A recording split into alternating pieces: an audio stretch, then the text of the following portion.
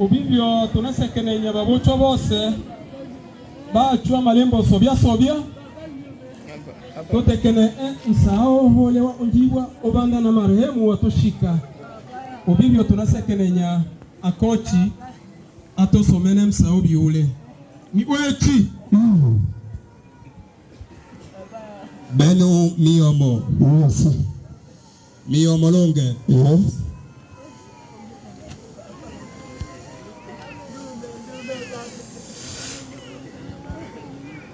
Hotuba fupi ya marehemu.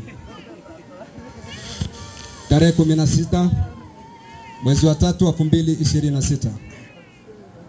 Majina ya marehemu. Marehemu alijulikana kwa jina la Amani Ndume Patrick, wa jamaa ya Babungwe Bashimsonga, nyumba ndogo ya Wachunda. Wazazi wa marehemu: baba Bilombele Patrice Msafiri, wa jamaa ya Babungwe Bashimsonga. Mama wa marehemu: Agnes Bawili, wa jamaa ya Bashimnyaka, nyumba ya Maoho. Maisha ya marehemu. Kuzaliwa: alizaliwa tarehe 5 mwezi wa 5 1981 Panundu. Kuoa: marehemu alioa mke mmoja aitwaye Georgeta Liamba George, wa jamaa ya Bashimnyaka, nyumba ya Njala. Watoto: marehemu aliacha watoto 10, wa kiume 6, wa kike 4. Wajukuu: aliacha wajukuu 3 na wote wapo. Elimu ya marehemu. Marehemu alimaliza darasa la 6 sekondari. Pamoja na hivyo, marehemu alisomea uganga na kupata cheti. Kazi alizozifanya marehemu: marehemu alijishughulisha na ukulima. Magonjwa: marehemu hakuhumwa. Marehemu hakuhumwa. Alifariki siku ya pili tarehe 17 mwezi wa 3 2026. Jumla ya miaka aliyoishi marehemu hapa duniani ni miaka 45. Bwana ametoa na Bwana ametoa, jina lake libarikiwe. Amen. Miyomo. Yes. benu ni wechi miyomo Obibyo tonisemba mwalo hose etenge mwasa olelwa msawe bonde hali achi ela mteki ni achoshi ela nankunji nanga onashi watelecha onge nsawe kinyume na ole wa obi. Obibyo tonisemba longe isaolela benu msao obanda na ngando ya onombocho neto watushika ebonde ya watanya ni bono mwechi tolele wibale alono lusuku eshia yake lusuku lwayinga to osaluto.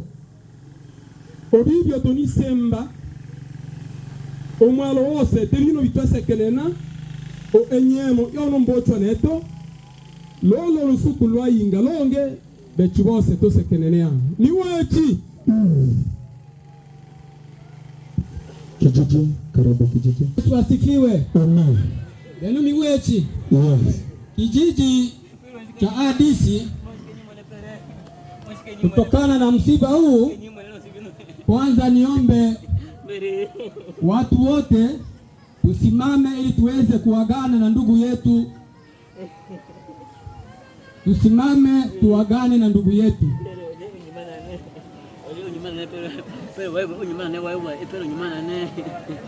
Ndugu yetu Ndume, tulikutambua siku zote kuwa mwanajamii na mwanadamu kama sisi, lakini siku ya leo Mwenyezi Mungu anakupenda kuliko sisi. Basi roho yako Mwenyezi Mungu ailaze mahali pema. Niwechi, tuketi chini. Sisi kijiji cha Adisi tuna masikitiko makubwa sana kwa kuachwa na mwanajamii. Kutokana na masikitiko haya, sisi kama vile kijiji tunasema ya kwamba tunashukuru kwa wote ambao walioacha kazi zao na kuja kujumuika pamoja nasi kwa ajili ya msiba huu.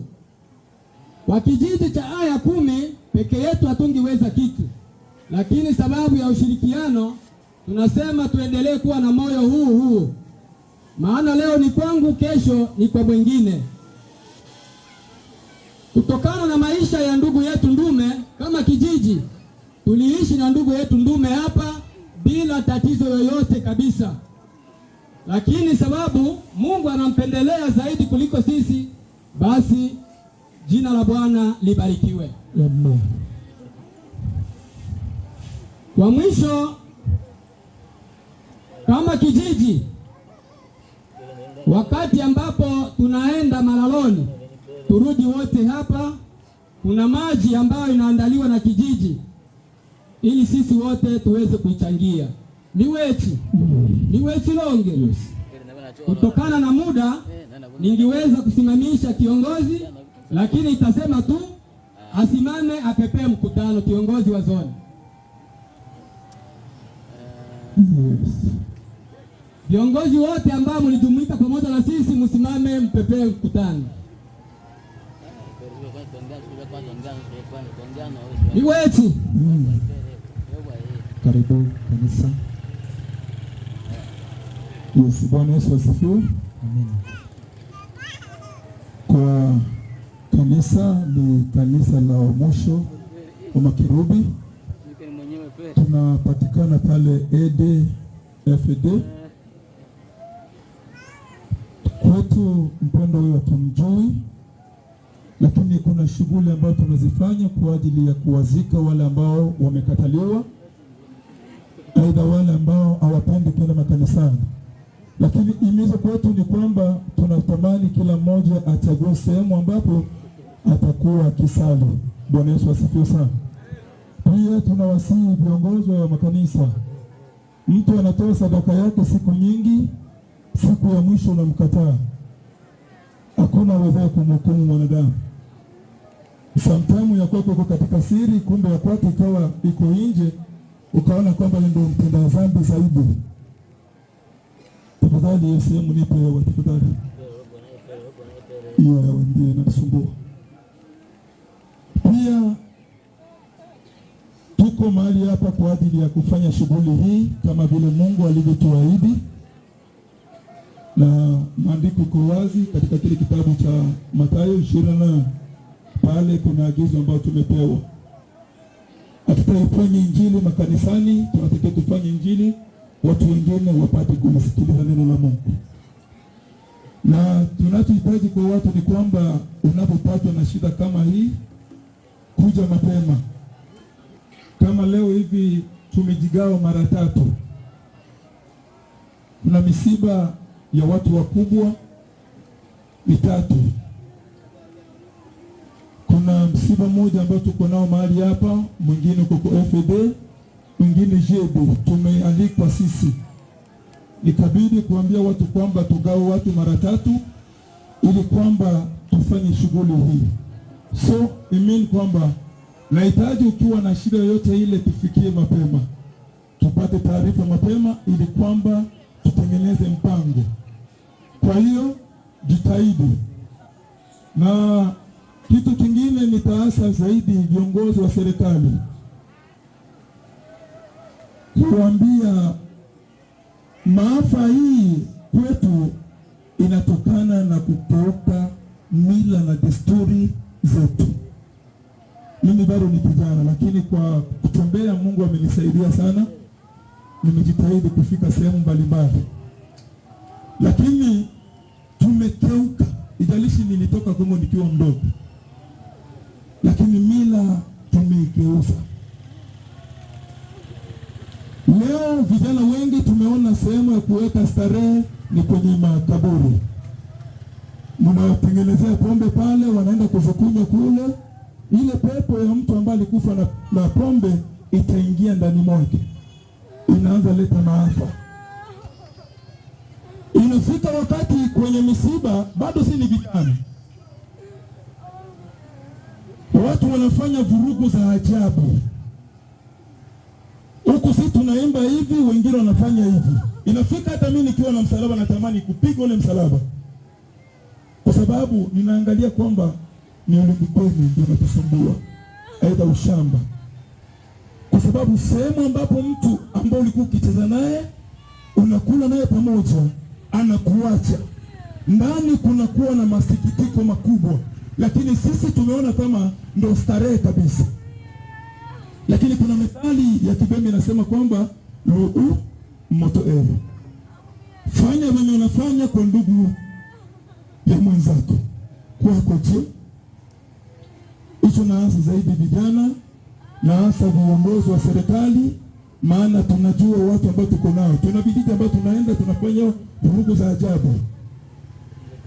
Pale kuna kiongozi ambao ni kielelezo. Kijana akifanya vurugu anashikwa, anapigwa fimbo za mzuri. Si kwamba watakuchagua tena, watakuchagua tu. Lakini kama ujitambui, watu watafanya vurugu hizo, lakini hawafanyi vurugu kwa ajili ya kanisa. Wanafanya vurugu kwa ajili ya ndugu yao ambaye ameachwa, na wako wanampenda yule mtu. So kwa hiyo tunawaasa viongozi, tafadhali, sisi tunafanya injili hii, Mungu ndiye alituambia tufanye. Nikitamka neno kwa hasira, naamini Mungu atafanya jambo. Maana kuna sehemu ambayo tulitamka maneno na nikamwambia utaishi, na hakuishi.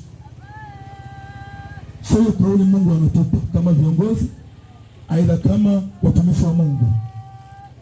Nilimwambia mtu mmoja, unaponifanyia vurugu kwenye mazishi kama haya, kwa wakati na wewe unatakiwa ufanyiwe hivyo. Aliendaga. Si kwamba nina uchawi, lakini aliye juu yangu ana uchawi zaidi. Bwana Yesu asifiwe sana. So kwa hiyo tunawasi vijana wenzetu tutumie ustaarabu kwa ajili ya kuheshimu misiba tunayopata, na Bwana tubariki. Amen. Barikiwe. Amen. Bwana Yesu asifiwe. Amen. Tumefika muda mzuri wa kutoa sadaka.